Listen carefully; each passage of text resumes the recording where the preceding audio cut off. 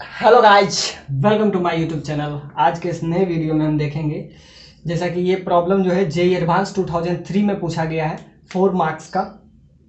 तो आइए हम इसको डील करते हैं। तो मैग्नेटिक फील्ड का डायरेक्शन कुछ ऐसा है,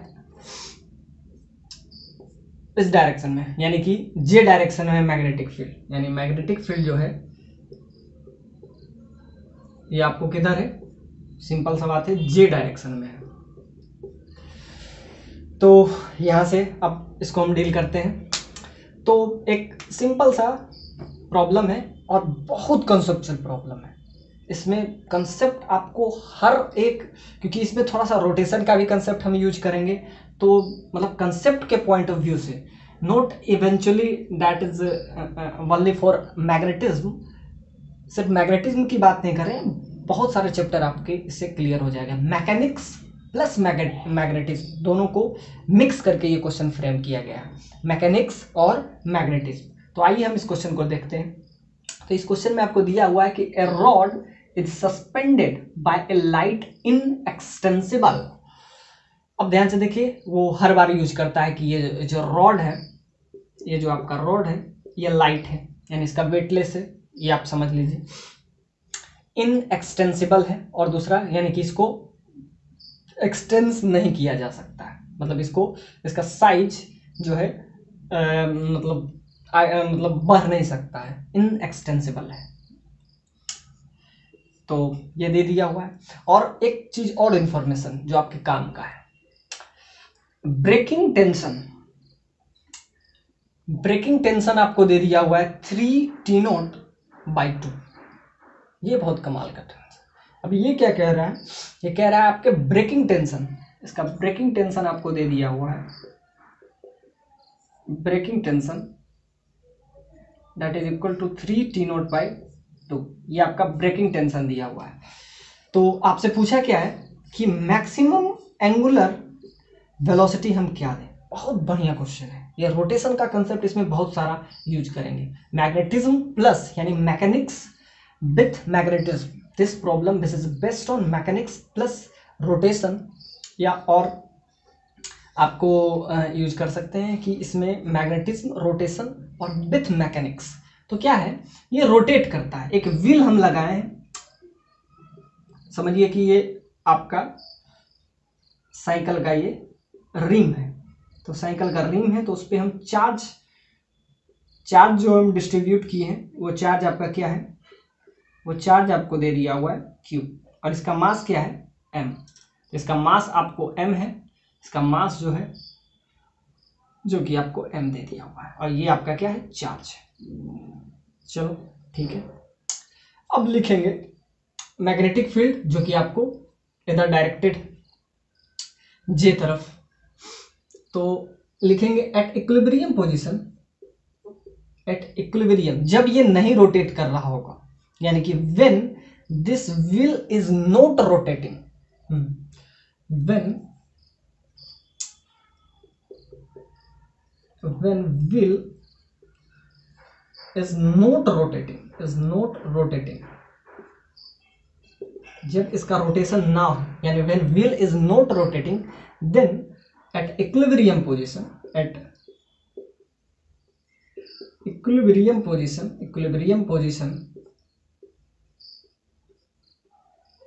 तो जितना ऊपर फोर्स उतना नीचे फोर्स। तो इस रॉड का आप मास ले लीजिए mg, तो ऊपर लगने वाला टेंशन, तो टेंशन को हमेशा क्या देखते हैं, ऑब्जेक्ट से दूर जाते हुए। तो ये सब चीज हम पहले बता चुके हैं। तो रोटेशन क्या हो गया, ऊपर जितना लग रहा है फोर्स। ये कब हम यूज कर रहे हैं, जब ये रोटेट ये ऑब्जेक्ट नहीं कर रहा है, क्योंकि जब ये रोटेट करेगा तो इस पर टेंशन बढ़ जाएगा। क्योंकि ये मैग्नेटिक फील्ड में जब ये रोटेट करेगा तो क्या हो जाएगा, मैग्नेटिक फील्ड में आप किसी का रिलेटिव मोशन करवाते हैं तो इंड्यूस्ड ईएमएफ क्रिएट होता है, जो कि हम पहले बता चुके हैं मैग्नेटिज्म में। तो क्या होगा, दो टाइप का इक्विलिब्रियम इसमें आएगा। एक तब जब ये व्हील रोटेट नहीं कर रहा है, आप समझिए कि ये जो है रिम है, रिम ये जब रोटेट करेगा तब एक और इक्विलिब्रियम आएगा, उसको कहते हैं ट्रांसलेशनल इक्विलिब्रियम। अभी क्या है, अभी जब ये रुका हुआ है तब जो ये मतलब इसका इक्विलिब्रियम है, ये आप समझ लीजिए कि अब तब ट्रांसलेट करेगा ना, ये रोटेट करेगा तब कुछ ना कुछ इक्विलिब्रियम है, तब इक्विलिब्रियम आएगा, उसको कहेंगे ट्रांसलेशनल इक्विलिब्रियम। तो अभी हम नॉर्मली बात कर रहे हैं, तो नॉर्मल इक्वेशन में हम लिखेंगे जितना ऊपर फोर्स उतना, तो सिंपल सा बात है, इस रॉड का मास को आप ले लीजिए कैपिटल M। तो ऊपर फोर्स लगने वाला क्या है, तो ऊपर इस रॉड के से ऊपर जाते हुए देखेंगे तो टेंशन हमेशा ऑब्जेक्ट से दूर जाते हुए दिखाएंगे, तो टेंशन क्या हो जाएगा, इस रॉड पे क्या होगा, ऊपर लगेगा। तो ऊपर लगेगा तो क्या हो जाएगा, 2 T0 हो जाएगा, T0 plus T0 that is equal to mg। और ये क्या है, ये मास हो जाएगा किसका, रॉड का, इस लाइट रॉड का, इसका मास हम देख लेंगे तो क्या हो जाएगा। अब ध्यान से देखिए, इसके बीच का जो गैप है ये आपको दे दिया हुआ है d, इसको भी हम यूज करेंगे, तो इसका हाफ क्या हो जाएगा, इसका हाफ हो जाएगा d/2। ये जो व्हील रखा गया है ये इसके हाफ पे ही रखा गया है, इसका हाफ जो होगा वो क्या हो जाएगा d/2। तो ये जो है d/2 और इधर भी d/2 हो जाएगा। तो ये क्लियर है आपको। तो यहाँ से आपका आ जाएगा T0 that is equal to mg/2। ये आपका इक्वेशन फर्स्ट है। कब, जब ये रुका हुआ है। अब हम इसको रोटेट कराते हैं, और बस आप यहाँ पे लिख ले ब्रेकिंग पॉइंट, एक इंफॉर्मेशन, काम का इंफॉर्मेशन है आपके लिए।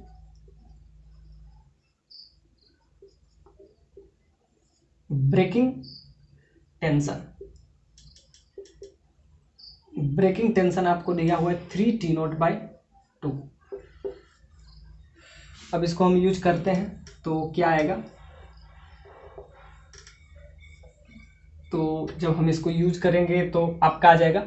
अब हम लिखते हैं when wheel is rotating, when wheel is rotating, जब ये रोटेट करेगा तो मैग्नेटिक फील्ड है, तो मैग्नेटिक फील्ड में रोटेट करेगा। आप ध्यान से देखिए, मैग्नेटिक फील्ड में ये रोटेट कर रहा है, यानी वेलोसिटी है इसके पास, यानी कि ये फोर्स लगाएगा, इस पे चार्ज है तो फोर्स क्या लगाएगा, so that is Fm that is equal to Q into V cross B, V cross B। तो यहाँ से आपका क्या आ जाएगा, यहाँ से आपका आ जाएगा सिंपली फोर्स का डायरेक्शन, क्योंकि इस रिम पे हम क्या किए हैं, चार्ज डिस्ट्रीब्यूट किए हैं, वो +Q चार्ज डिस्ट्रीब्यूट किए हैं, और उसका मास क्या है, m है। So you have to find the value of magnetic force, that is this. क्योंकि मैग्नेटिक फील्ड भी एग्जिस्ट कर रहा है, वेलोसिटी भी एग्जिस्ट कर रहा है, एंगुलर वेलोसिटी है, this is angular velocity, but velocity तो है एंगुलर, और लीनियर में क्या रिलेशन है, v बराबर ओमेगा इंटू आर, तो यही तो है, ये आपका एंगुलर वेलोसिटी होता है, ये लीनियर वेलोसिटी है, तो ये ओमेगा से मूव कर रहा है तो एंगुलर वेलोसिटी है, इसका रेडियस क्या है, इसका रेडियस r है, तो ये आपका हो जाएगा एंगुलर और लीनियर में रिलेशन। तो रोटेट कर रहा है तो V क्रॉस B, वहां से मैग्नेटिक फोर्स आ जाएगा। तो व्हेन व्हील इज रोटेटिंग, तब हम लिखेंगे translational equilibrium, translational equilibrium, translational equilibrium तब बनेगा, तो उसका वैल्यू क्या होगा। तो अब देखते हैं टेंशन, इस पे टेंशन अलग लगेगा। पहले क्या था, जब ये व्हील रोटेट नहीं कर रहा था तब जो इक्विलिब्रियम बना था, तब क्या था, ऊपर जाते हुए शो किए, तो इस पे टेंशन, दोनों पे टेंशन बराबर था, क्या था, T0 था, तो इस पे T0 plus T0 that is 2T0, यानी कि T0 plus T0, T0 plus T0 2T0, और यहाँ से T0 का वैल्यू आपका क्या आ जाएगा, mg/2। तो अब लिखेंगे, जब हम बात करते हैं ट्रांसलेशनल इक्विलिब्रियम की, तो इस पे जो ऊपर फोर्स लग रहा है, तो इस बार इस पे हम ले लेते हैं T1, क्योंकि दोनों पे इस बार अब फोर्स अलग अलग लगेगा। तो इस पे T1, इस पे T2, तो क्या हो जाएगा इस बार, T1 plus T2 that is equal to, equilibrium है तो जितना ऊपर फोर्स तो ऊपर लगने वाला फोर्स, इस पे लगेगा फोर्स, तो ऐसे ये रोटेट भी करेगा, लास्ट में हम इसका टॉर्क भी देखेंगे। तो इधर लग रहा है T1, इधर लग रहा है T2, तो ये क्या हो जाएगा, T1 प्लस T2, तो T1 plus T2 that is equal to नीचे लगने वाला फोर्स दैट इज mg। तो एक इक्वेशन आपका यहां से भी आएगा, ये आपका हो गया इक्वेशन सेकेंड। तो हम आते हैं ब्रेकिंग टेंशन, यानी कि ये ब्रेक कर जाएगा कब, जब इसमें टेंशन 3/2 टी नोट हो, यानी कि 1.5 टी नोट हो। 1.5 गुना अगर हम इसमें टेंशन करें, 1.5 टेंशन जब होगा तब ये क्या हो जाएगा, ब्रेक करेगा। तब तक हम देखते हैं कि 1.5 जब टेंशन आएगा तो ये जो है टेंशन इसमें क्या हो जाएगा, ब्रेक हो जाएगा। यानी कि ये बहुत रोटेट किया तो क्या हो सकता है, ये टूट भी सकता है, ये टूट भी सकता है। तो ब्रेकिंग टेंशन का वैल्यू आपको दिया हुआ है 1.5 tension. So this value employees that. तो उस देखते हैं, यहाँ तक हम देख चुके हैं। अब हम इसके नेक्स्ट पॉइंट पे देखते हैं। तो एक इक्वेशन ये वाला आप लिख लें। तो ये इक्वेशन क्या है, T nought that is equal to mg/2। एक इक्वेशन ये आया, एक इक्वेशन 2। अब हम आते हैं इसके नेक्स्ट पॉइंट पे। तो अब हम देखते हैं टॉर्क, क्योंकि इस बार जब ट्रांसलेशनल इक्विलिब्रियम है तो इधर आप ऐसा सोचिए कि ये चाहेगा इस रॉड को, क्योंकि ये रॉड जो है मासलेस रॉड है, तो इस रॉड को इस टाइप से रोटेट करें। ये चाहेगा यानी कि ACW से मूव कराए, और ये क्या चाहेगा, इधर से ये चाहेगा कि क्लॉकवाइज सेंस में मूव करे, और ये चाहेगा क्या, ACW। तो अब हम देखते हैं टॉर्क। तो टॉर्क जब हम देखेंगे, टॉर्क, अब इसमें टॉर्क यानी कि मैग्नेटिक टॉर्क, इसको हम देखते हैं magnetic torque acting on this. Magnetic torque, magnetic torque का वैल्यू क्या होता है। तो मैग्नेटिक टॉर्क जैसा कि हम डील किए थे पहले भी, m into B, m cross B. m क्या है, मैग्नेटिक मोमेंट है, this is magnetic moment, magnetic moment, और ये आपका हो जाएगा मैग्नेटिक फील्ड, मैग्नेटिक फील्ड। तो ये आपका मैग्नेटिक फील्ड हो गया। और मैग्नेटिक मोमेंट होता क्या है, m that is equal to उसमें करंट I इंटू ए। अब करंट क्या होगा, अब इसमें चार्ज है, तो rate of flow of charge that is current. तो यहां से करंट देखेंगे तो करंट क्या होगा, और दूसरा उसका एरिया वेक्टर। अब ये सर्कल है जिसका रेडियस r है, तो एरिया तो इसका सिंपली आपका आ जाएगा I इंटू पाई r²। अब इसमें करंट क्या होगा, ये बहुत इंपॉर्टेंट है कि इसमें करंट का वैल्यू क्या होगा। Flow of charge, rate of flow of charge, rate of flow of charge, flow of charge यानी कि dq/dt that is equal to current. तो करंट क्या होता है, तो करंट सिंपली होता है dq/dt, यानी rate of flow of charge that is current. तो क्या किए, ये एक रिम है जिसका मास m है। तो सिंपल सा बात है, ये जो है सिंपल सा बात है, इसका जो मास है, याद रखिए रॉड मासलेस है, रॉड जो है वो क्या है, मासलेस है, वो हम पहले भी यूज किए थे। तो मास नीचे ये मास किसका है, तो ये मास आपका इस रिम का है। तो ये मास जो m है, ये मास किसका है, इस रिम का। तो क्या होगा, हमको करंट चाहिए। तो करंट हम कैसे निकालेंगे, करंट होता क्या है, the rate of change of flow, या flow of the rate of flow of charge that is current. अब इसमें हम क्यू चार्ज इसमें डिस्ट्रीब्यूट किए हैं, इक्वली डिस्ट्रीब्यूट किए हैं, तो वो उसके सारे सरफेस पे जाएगा, यानी कि इसके, ये आपको क्या समझिए कि ये आपका रिंग की तरह है, तो ये आपका जाएगा क्यू चार्ज डिस्ट्रीब्यूट हो गए 2 पाई में, यानी कि टोटल सरफेस में होगा। अब ध्यान से देखिए, हमको क्या चाहिए, rate of flow of charge, यानी चार्ज जो है क्यू है, और इसको हम डिफरेंशिएट करेंगे विथ रिस्पेक्ट टू टाइम, तब ये करंट आएगा।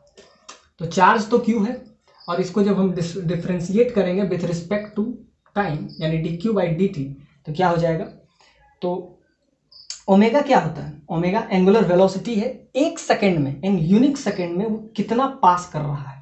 तो वहां से अगर हम दिखा लें तो यहां से आ जाएगा क्यू चार्ज जो है टोटल सरफेस में डिस्ट्रीब्यूटेड है, चार्ज जो है टोटल सरफेस में डिस्ट्रीब्यूटेड है, यानी क्यू जो चार्ज है टोटल सरफेस में है, यानी 2 पाई में है, और हमको एक सेकंड के लिए चाहिए, यानी कि यूनिट सेकंड के लिए जो होता है फ्लो ऑफ चार्ज, उसी को तो करंट कहते हैं। तो क्यू चार्ज जो है डिस्ट्रीब्यूटेड है टोटल सरफेस में, और एक सेकंड में ये जो पास कर रहा है ये ओमेगा वेलोसिटी से मूव करेगा, तो ये क्या हो जाएगा, ओमेगा से मल्टीप्लाई कर देंगे तो क्या हो जाएगा, आपको ये पता चल जाएगा कि करंट इसमें कितना है। तो क्या हुआ, क्यू चार्ज है जो कि टोटल सरफेस पे डिस्ट्रीब्यूटेड है, डिवाइडेड बाय क्या करेंगे 2 पाई, और लास्ट में क्या करेंगे ओमेगा से मल्टीप्लाई कर देंगे। ओमेगा क्या है, वेलोसिटी, अब वो एक सेकंड के लिए हम उसका यूज करेंगे तो ये ओमेगा हो गया। तो ये आपका आ जाएगा चार्ज, इसको कहते हैं चार्ज पर यूनिट, चार्ज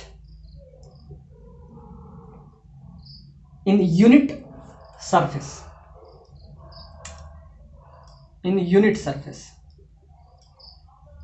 इसके सरफेस पे चार्ज का डिस्ट्रीब्यूशन क्या होगा, आप ध्यान से देखिए, क्यू बाय 2 पाई को आप चार्ज डिस्ट्रीब्यूशन संगे, linear charge distribution, linear charge distribution.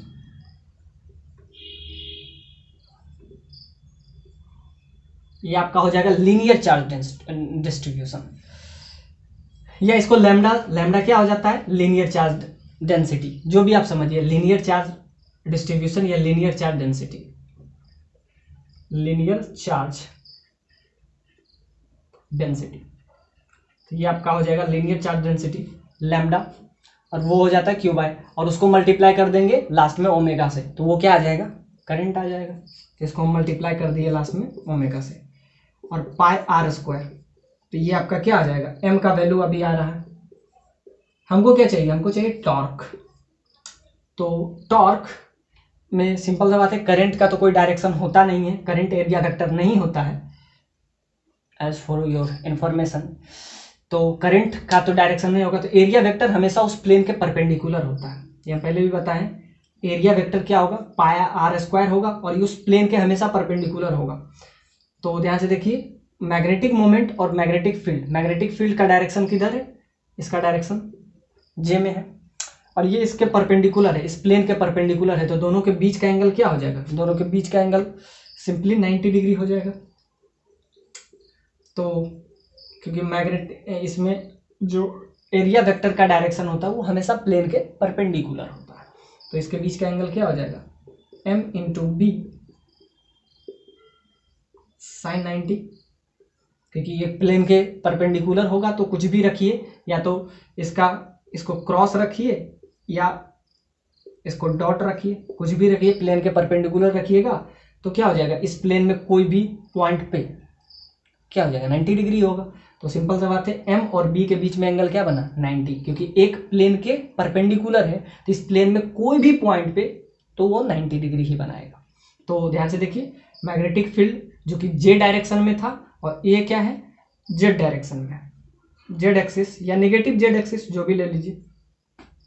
तो यहाँ पे 90 बना, तो यहाँ से आपका आ जाएगा m into B sine 90 that is 1, m का वैल्यू आपका आ गया, और मैग्नेटिक फील्ड को b से मल्टीप्लाई कर देंगे, तो ये आ गया, तो इसको हम b से मल्टीप्लाई कर देंगे, तो ये आपका क्या आ जाएगा, ये आपका आ जाएगा टॉर्क। तो टॉर्क का वैल्यू हम ले आए, अब इसको हम यूज करेंगे। टॉर्क के वैल्यू को अगर हम यूज करते हैं तो क्या होगा, तो एक टॉर्क इसको क्लॉकवाइज सेंस में इधर रोटेट कराना चाह रहा है कि ये इधर रोटेट करे, क्योंकि ये मासलेस है, ये किधर भी रोटेट कर सकता है। This rod is massless, but this ring which contain the mass that is m and charge that is capital Q।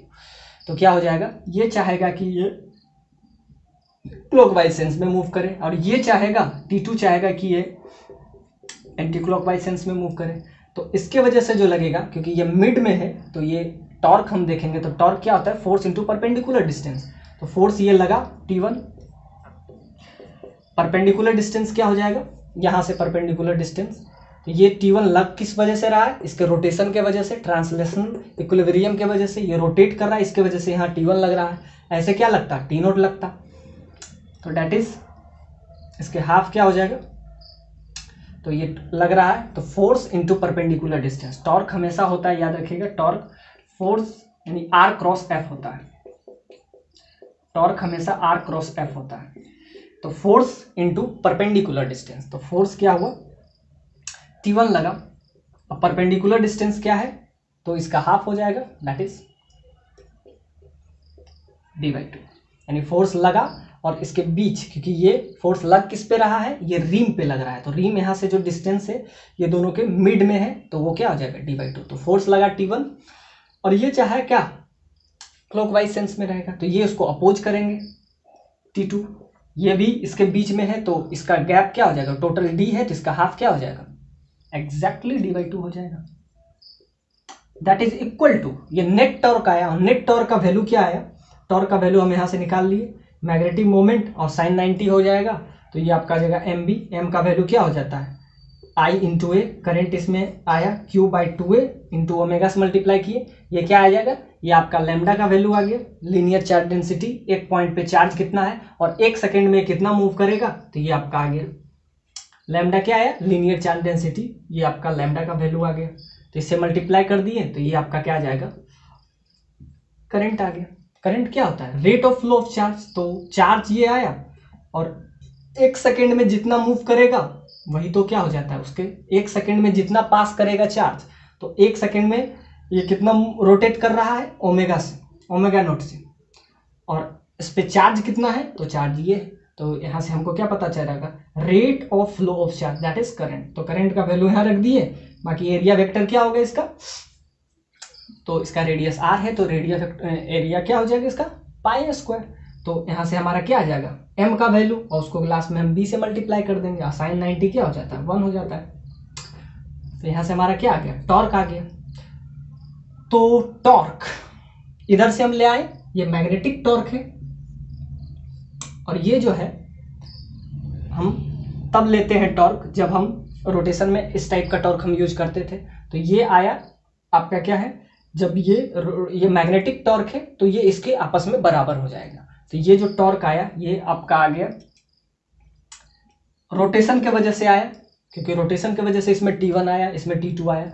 तो ध्यान से देखिए, T1 बीच का perpendicular distance that is D2, T2 इसको एंटी क्लॉकवाइज नेगेटिव साइन, ये कह रहा है कि एक दूसरे को अपोजिट डायरेक्शन में टॉर्क लग रहे हैं, तो बीच में क्या आ जाएगा, negative sign T2 into D2।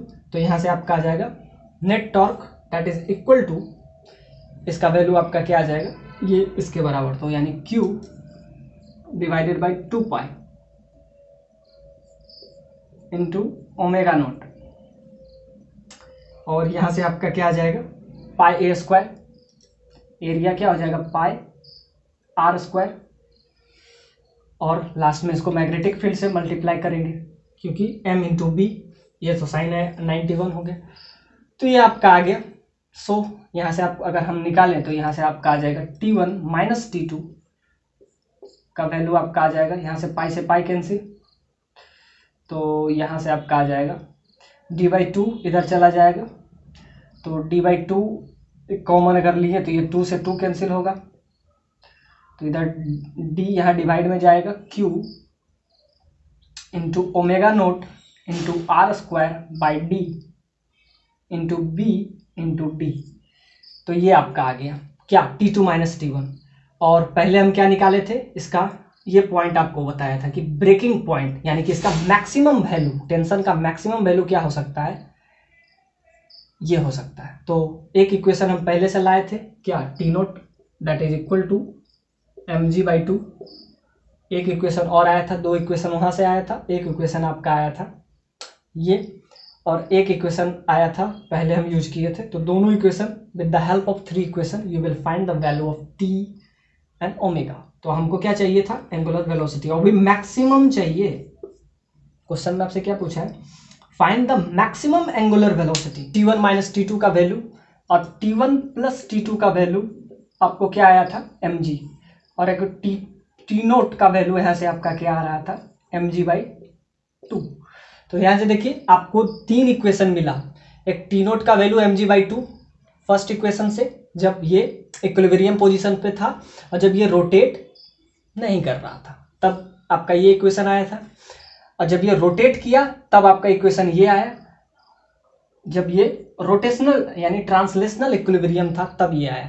अब दोनों को हेल्प से हम क्या निकाल लेंगे, T1 T2 का वैल्यू निकालेंगे, और हाँ लास्ट में इस पॉइंट पे फोकस करेंगे ब्रेकिंग टेंशन। सर आपका था T1 माइनस T2, ये हम मैग्नेटिक टॉर्क से लाए, इसका वैल्यू आपका आ रहा है B nought Q omega R square by D,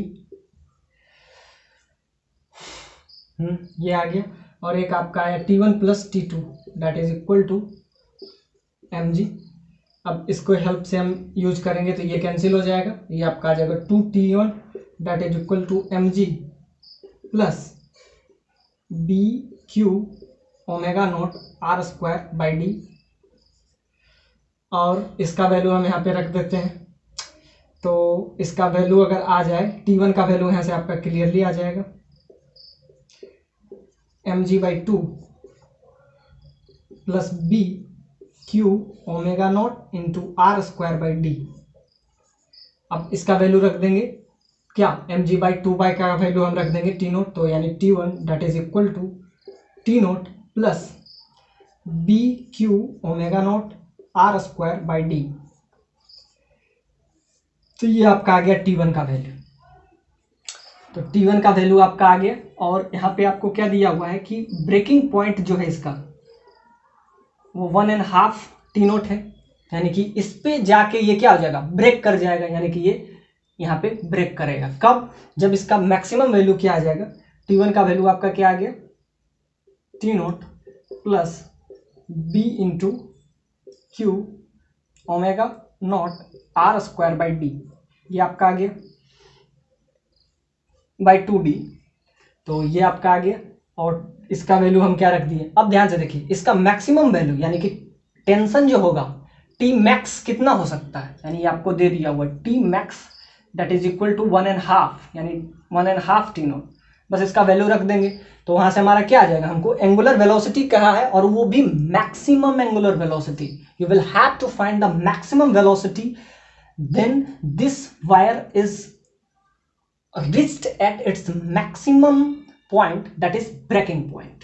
इसके बाद क्या हो जाएगा, ये ब्रेक कर जाएगा और ये नीचे गिर जाएगा, यहाँ पे ब्रेकिंग हो जाएगा। तो वो कब पहुंचेगा, जब ये T मैक्सिमम यानी मैक्सिमम ये तब पहुंचेगा जब ये क्या हो जाएगा T1 that is equal to that should be equal to 1.5 T nought. तो यहाँ पे हम वैल्यू रखेंगे, तब जो वैल्यू होगा वो मैक्सिमम इसमें एंगुलर वेलोसिटी, यानी कि आपको क्या चाहिए, आपको चाहिए ओमेगा मैक्स यानी मैक्सिमम वेलोसिटी। तो हम क्या रखेंगे, मैक्सिमम वेलोसिटी के लिए मैक्सिमम टेंशन का होना जरूरी है, क्योंकि मैक्सिमम एंगुलर वेलोसिटी तभी होगा जब इसमें मैक्सिमम टेंशन क्रिएट होगा। तो मैक्सिमम टेंशन कब होता है, तो ब्रेकिंग पॉइंट पे वो कितना होगा 1.5 T नोट। तो 1.5 T नोट जब रखेंगे, मैक्सिमम टेंशन रखेंगे, तब उसका जो एंगुलर वेलोसिटी आएगा वो मैक्सिमम आएगा। सो मैक्सिमम के लिए हम क्या रखेंगे, ब्रेकिंग पॉइंट। तो after getting its breaking point, after getting its breaking tension, breaking point,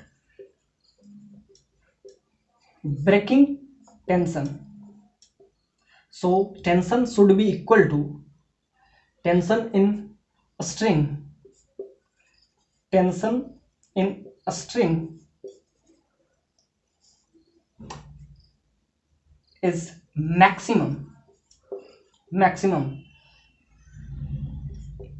that is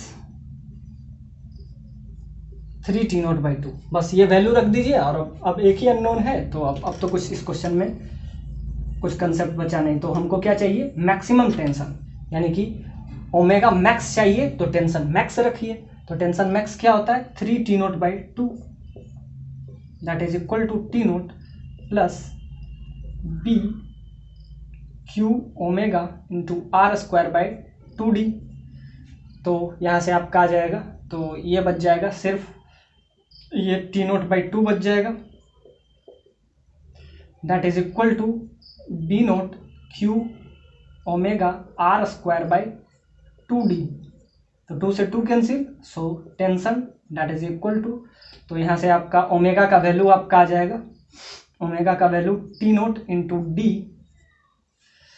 T nought into D से नीचे आ जाएगा B nought Q omega nought, तो ओमेगा रख लेंगे बाकी क्योंकि हमको ओमेगा ही चाहिए, यहाँ आर स्क्वायर, तो ये आपका आ जाएगा ओमेगा का वैल्यू। यानी कि मैक्सिमम टेंशन का अगर आपको वैल्यू चाहिए, मैक्सिमम एंगुलर वेलोसिटी, तो आपको क्या रखना पड़ेगा, if you getting the maximum angular velocity, then you will put the value, then you will put the maximum tension exerted by this wheel on this string. You will have to find the value of maximum tension, maximum angular velocity, then you will put the value that is maximum tension in this string, that is 3 T naught by 2. This is maximum tension, maximum tension in string. String में maximum tension इतना होगा, और अगर maximum tension होगा उसी की वजह से ये मैक्सिमम वेलोसिटी, तो यहां से आपका आ जाएगा सिंपल सा बात है omega max that is equal to maximum angular velocity, maximum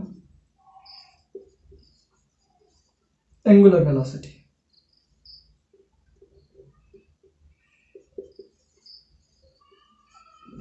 that should be equal to T naught into D, T naught into D divided by B that is magnetic field, Q that is charge, omega naught नहीं Q charge, और R क्या है radius. तो यहाँ से क्या आ जाएगा maximum tension के लिए T नोट, जो कि इसके जब हम इक्विलिब्रियम पोजीशन पे थे तब इसमें स्ट्रिंग, तब इसमें टेंशन था। D क्या है बीच का गैप, क्यू बी क्या है इसमें जो मैग्नेटिक फील्ड लग रहा था, और यहाँ क्यू क्या है इस रिंग पे चार्ज, और आर क्या है उसका radius. So this is your answer. This is probably Indeed that's a good problem which is asked in moving coil galvanometer.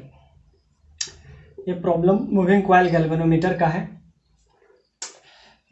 Torque on the coil, ये बहुत बेसिक सा क्वेश्चन है, और मतलब कंसेप्चुअल पॉइंट ऑफ व्यू से बहुत important है। जितने भी प्रॉब्लम हम लाते हैं सारे लाने का एक ही वजह है, कंसेप्चुअली बहुत ये मतलब कंसेप्ट आपका इस सारे प्रॉब्लम से बहुत अच्छी तरीके से आपके सारे फंडे क्लियर हो जाएंगे। तो मूविंग कॉइल गैल्वेनोमीटर है, उस पर टॉर्क लग रहा है K into I.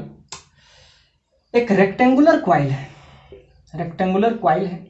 The rectangular coil galvanometer having number of turns n, area A and moment of inertia that is I is placed in magnetic field. इसको मैग्नेटिक फील्ड में हम placed कर दिए।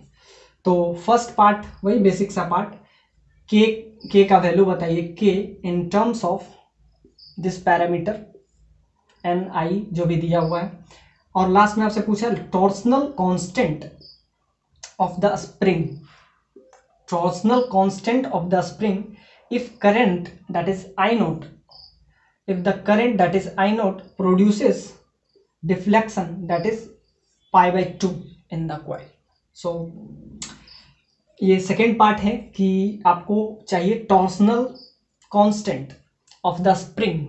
You have to find the torsional constant of the spring if current that is I nought passes through it, and deflection उसमें कितना हो रहा है, ये जो गैल्वेनोमीटर है एम CG का प्रॉब्लम है, मूविंग कॉइल गैल्वेनोमीटर। एक रेक्टेंगुलर फ्रेम है, इसमें क्लियर आपको दिया गया है कि एक रेक्टेंगुलर फ्रेम है, इसमें नंबर ऑफ टर्न्स n है, एरिया A है, क्योंकि ये रेक्टेंगल है तो एरिया होगा, तो एरिया इसका क्या है A है, और मैग्नेटिक मोमेंट ऑफ इनर्शिया भी आपको दे दिया हुआ I है, और इसको मैग्नेटिक फील्ड में हम क्या किए प्लेस्ड कर दिए। के आपको निकाल के बताना है कि ये जो कांस्टेंट होगा इसका टॉर्क जो होता है that is equal to K into I. तो टॉर्क जो कि करंट के डायरेक्टली प्रोपोर्शनल है, और ये K ये कांस्टेंट बताइए, और टॉर्क जैसा कि हम अभी आपको बताए थे that is equal to M cross B होता है। और टॉर्क जब MCG की बात करें मूविंग कॉइल गैल्वेनोमीटर का तब ये है। तो आप बताइए K का वैल्यू क्या है। तो फर्स्ट क्वेश्चन आपसे K का वैल्यू के पूछा है, और N I और A और B के टर्म में आपको चाहिए। और सेकेंड पार्ट आपसे पूछा है कि आप टॉर्सनल कांस्टेंट बताइए। जिसमें करंट इसमें जो मूव कर रहा है वो आई नोट है, और जो डिफ्लेक्शन हो रहा है, क्योंकि मूविंग कॉइल गैल्वेनोमीटर आप जब बनाइएगा तो उसका कुछ ऐसा होता है, वो डिफ्लेक्ट होता है, इस टाइप से उसका निडल होता है, वो डिफ्लेक्ट करता है। तो ये आपका मूविंग कॉइल गैल्वेनोमीटर है, तो ये जब डिफ्लेक्ट करेगा तो बताइए, और वो डिफ्लेक्ट कितना से किया है, π/2 से जब डिफ्लेक्ट किया तब बताइए कि उसका टॉर्सनल स्ट्रेंथ क्या होगा। तो ये डिफ्लेक्ट करता है, इसमें निडल यूज किया जाता है, तो ये आपका डिफ्लेक्शन होता है। तो ये डिफ्लेक्ट किधर कर रहा है, तो ये इंपॉर्टेंट है। तो डिफ्लेक्ट कितना से किया है, π/2 से, तब बताइए उसका टॉर्सनल कांस्टेंट। तो एक रेक्टेंगुलर आपको मूविंग कॉइल गैल्वेनोमीटर दिया हुआ है, एन दिया हुआ है, total number of turns, A area है, और मोमेंट ऑफ इनर्शिया का वैल्यू आई आपको दे दिया है। तो के क्या है, यहाँ पे पैरामीटर है। और लास्ट पार्ट में आपसे पूछा है कि maximum angle through coil galvanometer is deflected, maximum angle through coil is deflected if charge is plus q is placed through the coil almost instantaneously। यानी कि आपको चाहिए कि मैक्सिमम एंगल से ये कितना डिफ्लेक्ट कर सकता है। यहाँ तो आपको π/2 दिया हुआ है, और इस पार्ट में आपसे पूछा है कि maximum angle through coil is deflected if charge plus Q is placed. Maximum तब प्लेस्ड होता है जब इस पे हम चार्ज कितना रख रहे हैं, प्लस क्यू, तब इसमें जो होता है मैक्सिमम डिफ्लेक्शन होगा, और maximum deflection that is passes through the coil is almost instantaneously. So this is last part. तो एक एक करके हम सारे पार्ट देखेंगे। ये क्वेश्चन आपको जेईई 2005 में पूछा, जिसका एरिया आपको ए दे दिया हुआ है, और total number of turns N जो है, टोटल नंबर ऑफ टर्न्स दिया हुआ है, टोटल नंबर ऑफ टर्न्स आपको एन दे दिया हुआ है। ए क्या है, एरिया, इसका एरिया है इस रेक्टेंगल कॉइल का, और ये आपका क्या है, moving coil galvanometer, moving coil galvanometer.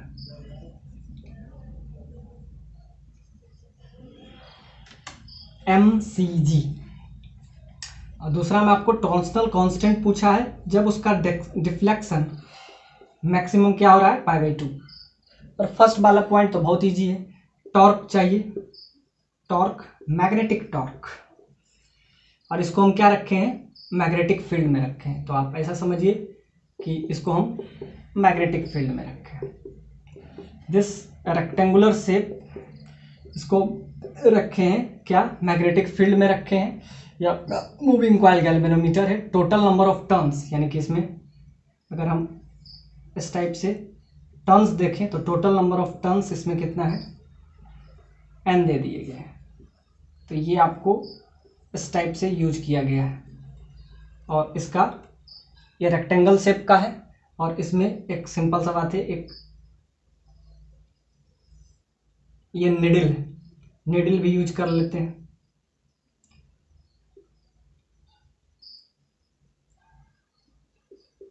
तो निडल का हमेशा शेप अलग अलग बदलते रहता है। तो ध्यान से देखिए, ये आपका मूविंग कॉइल रेक्टेंगुलर गैल्वेनोमीटर है, इसमें total number of turns N दे दिए हैं, एरिया ए है, और इसका रेक्टेंगल है तो इसका MOI भी होगा, moment of inertia, moment of inertia वो आपको क्या दे दिया हुआ, वो आपको दे दिया हुआ है आई, इसका मोमेंट ऑफ इनर्शिया है। तो रेक्टेंगुलर शेप का है, इसको मैग्नेटिक फील्ड, यानी बी क्या है, मैग्नेटिक फील्ड, इसको एक इनवर्ड मैग्नेटिक फील्ड में हम शिफ्ट किए। तो फर्स्ट पार्ट बहुत बेसिक सा है कि मैग्नेटिक टॉर्क हमको चाहिए, तो मैग्नेटिक टॉर्क हम निकालेंगे, और आपको दिया हुआ मैग्नेटिक टॉर्क जो कि है K×I के बराबर, और आपसे K पूछा है। तो इसमें टोटल नंबर ऑफ टर्न्स क्या है, N total number of turns है। तो इसमें ध्यान से देखिए, करंट जो पास कर रहा है वो I0 करंट है, और इसमें डिफ्लेक्शन सेकेंड वाले पॉइंट में आपसे पूछा है कि डिफ्लेक्शन π/2 होगा, तो आप इसका टॉर्सनल स्ट्रेन बताइए इसमें कितना, अब ध्यान से देखिए ये इस टाइप से मूव करते रहता है, ये अपने मैग्नेटिक फील्ड में, ये आपका क्रॉस इनवर्ड मैग्नेटिक फील्ड में इसको हम रखे हैं, इनवर्ड मैग्नेटिक फील्ड में। तो ये क्या होता है, मूव करते रहता है और इसका निडल जो है डिफ्लेक्शन शो करते रहता है π/2 मैक्सिमम डिफ्लेक्शन। लास्ट पार्ट में आपसे पूछा है कि इसका मैक्सिमम डिफ्लेक्शन बताइए, ये मूविंग कॉइल गैल्वेनोमीटर का। तो ये आपका क्या है, rectangular moving coil galvanometer, rectangular moving coil galvanometer, MCG moving coil galvanometer. तो मैग्नेटिक टॉर्क हम निकालेंगे, that is equal to, magnetic torque होता क्या है, M into M cross B। तो M क्या है, इसको कहते हैं magnetic moment, magnetic moment, magnetic moment, और ये आपका हो जाता है magnetic field, magnetic field. So तो M क्या होता है, M आपका होता है I इंटू A। तो इसमें जो करंट मूव कर रहा है उसका एरिया, अब रेक्टेंगल है तो एरिया आपको A दे दिया हुआ है, और इसमें टोटल नंबर ऑफ टर्न्स कितना दे दिए हुए हैं, N दे दिए हैं। तो लास्ट में हम उससे मल्टीप्लाई कर देंगे, तो इसका एरिया A है, तो यहाँ से आपका आ जाएगा A। तो एरिया ले लेते हैं, इनवर्ड ले लेंगे क्योंकि मैग्नेटिक फील्ड को हम ले लिए हैं, तो इसके बीच में हम क्या लेंगे, हर बार क्रॉस लेते हैं। तो अगर दोनों सेम डायरेक्शन में हो जाएगा तो टॉर्क का वैल्यू 0 हो जाएगा, जो कि नहीं होना चाहिए। तो मैग्नेटिक फील्ड को अगर हम अंदर लिए हैं तो एरिया वेक्टर, तो area vector is always perpendicular to the plane of paper. जिस पेपर में आप लिख रहे हैं तो उसके हमेशा परपेंडिकुलर होता है। तो मैग्नेटिक फील्ड अगर अंदर है तो इसके बीच में अगर हम देखें तो एंगल क्या होना चाहिए, तो इसको हम मैग्नेटिक फील्ड के अंदर रखे हैं तो M क्रॉस B। तो मैग्नेटिक फील्ड को इसी प्लेन में रख लेते हैं क्योंकि दोनों के बीच में एंगल क्या हो जाएगा, 180 साइन 180 दैट इज 0, तो टॉर्क 0 हो जाएगा। तो इसको हम इनवर्ड नहीं रखते हैं, तो मैग्नेटिक फील्ड इधर ले लेते हैं, इधर, यानी इसी प्लेन में हम मैग्नेटिक फील्ड ले लेते हैं। तो मैग्नेटिक फील्ड का डायरेक्शन इसी प्लेन में हम ले लेते हैं और इधर ले लेते हैं। तो ये आपका हो जाएगा मैग्नेटिक फील्ड, ये आपका हो जाएगा क्या, मैग्नेटिक फील्ड, बी फील्ड। आपको तो बस थ्योरी पूछा है, लेकिन फिर भी विजुअलाइज के लिए आपको ये क्लियर होना चाहिए कि मैग्नेटिक फील्ड का डायरेक्शन किधर है। तो मैग्नेटिक फील्ड डायरेक्टेड इधर है, इधर, यानी कि जे डायरेक्शन में है। वैसे आपसे सिर्फ थ्योरी पार्ट पूछा है, फिर भी आपको क्लियर होना चाहिए कि मैग्नेटिक फील्ड किधर डायरेक्टेड है। तो हम किधर ले लिए, वाई डायरेक्शन में। तो M cross B, M into B sine 90 हो जाएगा। क्यों, क्योंकि एक को इस प्लेन में लिए हैं और मैग्नेटिक फील्ड तो हमेशा उस प्लेन के पेपर के परपेंडिकुलर होता है, तो आउटवर्ड हो जाएगा तो 90 डिग्री। M का वैल्यू क्या हो जाएगा, I इंटू A, करेंट इसमें I और एरिया वेक्टर इसका A है, और B साइन 90 का वैल्यू क्या हो जाएगा 1, और इसमें टोटल नंबर ऑफ टर्न्स है तो उसमें N से मल्टीप्लाई कर देंगे। तो ये आपका आ गया NIAB magnetic torque that is equal to, आपका क्या आया यहाँ से, I करंट इसमें जो पास कर रहा है I करंट है, तो यहाँ से I A into B into N। तो इसमें K का वैल्यू क्या हो जाएगा, so K that is equal to AB into N। N से क्यों मल्टीप्लाई किए, क्योंकि टोटल नंबर ऑफ टर्न्स, एक टर्न्स के लिए ये है, क्योंकि ये आपका क्या, ये it's behaves like a coil, तो एक क्वाइल का आपका ये आ गया, तो total number of N last में, हाँ टोटल नंबर ऑफ क्वाइल इसमें कितना है, N दिया हुआ है, तो लास्ट में इसको N से मल्टीप्लाई किए। तो ये एक क्वाइल के लिए है, इसका एरिया क्या है, एरिया हम निकालेंगे तो एक क्वाइल के लिए इतना है, तो लास्ट में N number of total number of turns है, तो उससे क्या कर लेंगे, मल्टीप्लाई कर लेंगे। तो टोटल नंबर ऑफ टर्न्स ये आपका ये आ गया। तो यहाँ से हमारा K का वैल्यू आ गया, सिमिलरली इसको मैच करवा देंगे, ये आपका टॉर्क आ गया, तो यहाँ से K का वैल्यू आ गया। यानी फर्स्ट पार्ट तो बड़ा इजीली वे में हमारा सॉल्व हो गया। अब सेकंड पार्ट आपसे कह रहा है कि टॉर्सनल कांस्टेंट बताइए जब ये जो है MCG moving coil galvanometer, rectangular moving coil galvanometer deflection show कर रहा है, वो भी π/2 डिफ्लेक्शन शो कर रहा है। तो अब हम इसके सेकंड पार्ट पे आते हैं। तो सेकंड पार्ट के लिए हम यूज करेंगे, तो ये टॉर्क निकल गया। टॉर्क को हम के आई से, बस के और आई, ये ध्यान से देखिए, टॉर्क आपको दिया हुआ है के इंटू आई, तो के का वैल्यू यहाँ से क्लियरली निकल जाएगा। तो अब आते हैं हम टॉर्सनल कांस्टेंट। टॉर्सनल कांस्टेंट ये क्या होता है? तो टॉर्सनल कांस्टेंट को, अगर टॉर्सनल कांस्टेंट होता है थीटा, तो यहां से तब आपको बताना है जब इसका डिफ्लेक्शन क्या है, टॉर्क डिवाइडेड बाय थीटा, इसी कहते हैं टॉर्सनल कांस्टेंट।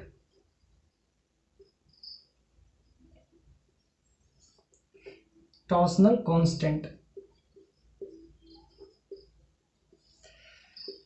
टॉर्क और उसको थीटा से डिवाइड कर देते हैं, तो ये आपका क्या हो जाता है, टॉर्सनल कांस्टेंट। तो इसको थीटा से डिवाइड कर देंगे, तो टॉर्क का वैल्यू आपका आया IAB और sin 91 और यहाँ पे n, तो टॉर्क को डिवाइड कर देंगे थीटा। और इसमें बताया है कि डिफ्लेक्शन जो है π/2 से ये डिफ्लेक्ट कर रहा है, ये जो मूविंग कॉइल गैल्वेनोमीटर है π/2 से डिफ्लेक्ट कर रहा है। सो इसका वैल्यू, टॉर्सनल कांस्टेंट का वैल्यू हो जाएगा IABN। ये आपका क्या आ गया, टॉर्क का value, A area, B magnetic field, N total number of turns, I current जो इसमें पास कर रहा है, और इसमें थीटा, और थीटा का वैल्यू आपको दे दिया हुआ है π/2 से जब ये डिफ्लेक्ट करे तब बताइए टॉर्सनल कांस्टेंट।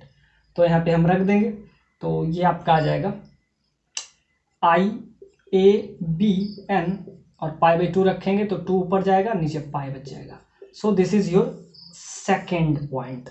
तो ये सेकेंड पॉइंट आ गया। अब हम इसका आते हैं लास्ट पार्ट पे, जो कि सबसे ज़्यादा के लिए लगता है। तो जैसे कि हम फोर्स में पढ़ते हैं, फोर्स F इंटू टी, तो ये होता है फोर्स में इम्पल्स, और यहाँ पे टॉर्क लग रहा है। तो टॉर्क जब बहुत कम समय के लिए, यानी कि वेरी फ्यू, यानी बहुत शॉर्ट टाइम के लिए फोर्स लगता है, तो उसको क्या कहते हैं, इम्पल्स। और यहाँ पे है आपका एंगुलर इम्पल्स, यानी टॉर्क dt, और वहाँ पे क्या होता है F dt, यानी कि ये बहुत ही कम समय के, dt का मतलब है बहुत कम, यानी वेरी मतलब very little time, very little time, मतलब बहुत कम समय के लिए जब ये फोर्स एक्ट करता है तो इसको क्या बोलते हैं, इम्पल्स। तो यहाँ पे क्या हो जाएगा, एंगुलर इम्पल्स। तो टॉर्क का वैल्यू आपका आ गया, और that is equal to I into omega. ये I इंटू ओमेगा के बराबर होता है। I क्या है, फोर्स इंटू ओमेगा, तो ये एंगुलर इम्पल्स है। तो टॉर्क का वैल्यू आपका क्या आया है, ABI और N। तो ये आपका टॉर्क, इसको dt के साथ हम क्या कर लेंगे, इंटीग्रेट, तो ये आपका आ जाएगा I इंटू ओमेगा।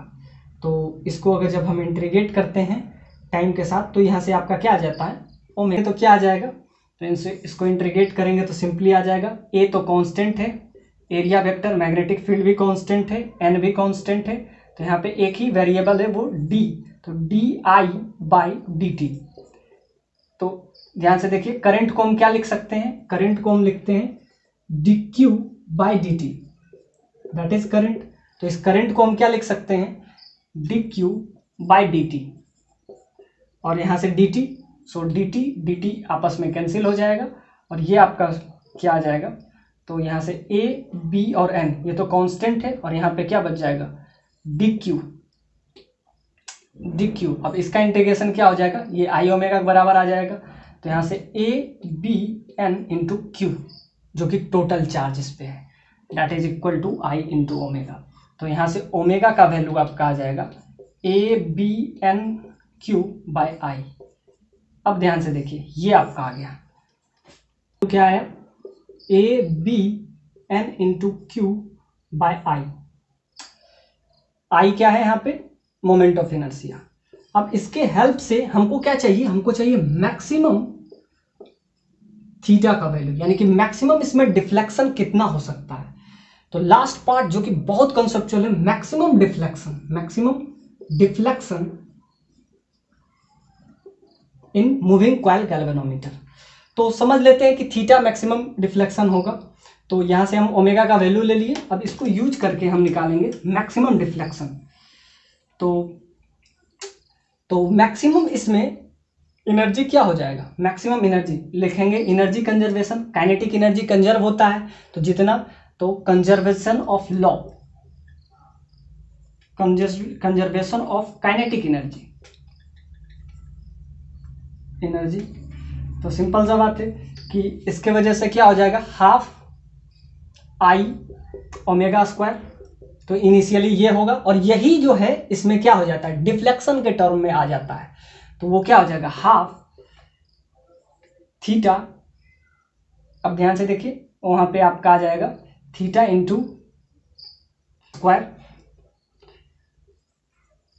अब सी क्या है, इसी कहते हैं टॉर्सनल कांस्टेंट, ये जो रोटेट करता है, और वो जो कांस्टेंट आता है यहाँ पे, ये आपका आ जाएगा मोमेंट ऑफ इनर्शिया, और ये आपका आता है टॉर्सनल कांस्टेंट। अब यहाँ से आपको ओमेगा भी पता है, ओमेगा का वैल्यू ये रख देंगे, तो यहाँ से एक ही अननोन बचेगा टॉर्सनल कांस्टेंट, जो कि बी पार्ट में हम सॉल्व किए हैं। तो यहाँ से एक ही अननोन आपका बच जाएगा, वो क्या है, थीटा मैक्स। थीटा मैक्स का वैल्यू यहाँ से आप आ जाएगा, क्योंकि यहाँ से ओमेगा का वैल्यू आपको पता है, और MOI मोमेंट ऑफ इनर्शिया भी आपको पता है, और C टॉर्सनल कांस्टेंट जो कि बी पार्ट में हम सॉल्व किए थे वो भी आपको पता है। तो तीनों के हेल्प से हम क्या निकालेंगे, थीटा मैक्स, यानी maximum deflection. We have to find third point, that is maximum, यानी कि ये कितना, ये जो है मूविंग कॉइल गैल्वेनोमीटर कितना मैक्सिमम डिफ्लेक्ट कर सकता है, maximum deflection, maximum deflection in moving coil galvanometer. तो इसमें मैक्सिमम डिफ्लेक्शन क्या आएगा, तो ये आपका आ जाएगा आई ओमेगा, ओमेगा का वैल्यू इसका स्क्वायर कर देंगे, यानी A square B square into N square into Q square, और यहाँ से आई स्क्वायर आएगा, तो नीचे एक बचेगा आई। बस अब वैल्यू अब रख दीजिए, तो यहाँ पे हाफ इंटू सी टॉर्सनल कांस्टेंट, पिछले केस में आपका क्या था, टॉर्क डिवाइडेड बाय आया था सी, वो वैल्यू यहाँ पे हम रख देंगे। तो यहाँ पे क्या रख दें, तो ये टॉर्क इंटू सी, सी का वैल्यू जो बी पार्ट में आया वहां पे, और थीटा मैक्स का स्क्वायर। तो यहाँ पे मैक्सिमम डिफ्लेक्शन यहाँ से आपका आ जाएगा, मैक्सिमम डिफ्लेक्शन। तो पहले पार्ट में क्या आया था, NAB into I divided by pi by 2, तो 2 ऊपर चला जाएगा, नीचे पाई। तो ये आपका सी का वैल्यू आया था, तो सी का वैल्यू जब यहाँ पुट करेंगे तो आपका क्या आ जाएगा, सी का वैल्यू जब पुट करेंगे तो हाफ से हाफ कैंसिल, हाफ से हाफ कैंसिल, यहाँ से आपका आ जाएगा A square B square N square Q square by I, that is equal to C, C का value NABI into 2 by pi into theta max का होल स्क्वायर। तो यहाँ से एक ए कैंसिल हो जाएगा, एक बी कैंसिल हो जाएगा, एक एन कैंसिल हो जाएगा, तो यहाँ से आपका बच जाएगा ये, और यहाँ डिवाइड में आ जाएगा, तो ABN into Q square divided by यहाँ से आपका आ जाएगा आई करंट। ये जो है यहाँ पे आई क्या है, यहाँ पे आई करंट है, और ये मोमेंट ऑफ इनर्शिया है, दोनों अलग अलग है। तो आई इंटू आई स्क्वायर नहीं हो जाएगा, एक मोमेंट ऑफ इनर्शिया, तो एक को स्मॉल आई लिख लेते हैं करंट, और ये जो है ऊपर आपका आ जाएगा पाई बाई 2, ये रूट में चला जाएगा, और ये आपका आ जाएगा थीटा मैक्स, यानी कि मैक्सिमम डिफ्लेक्शन, मैक्सिमम डिफ्लेक्शन इन MCG moving coil galvanometer, rectangular moving coil galvanometer. यानी कि ये जो पार्ट लास्ट वाला पार्ट है वो बहुत कंसेप्चुअल है कि आप बताइए कि मैक्सिमम कितना ये रोटेट कर सकता है, तो मैक्सिमम ये रोटेशन हो जाएगा इसमें। आई करंट है, ये आई करंट है, और ये आपका है MOI moment of inertia. So this is Indeed, this is good problem.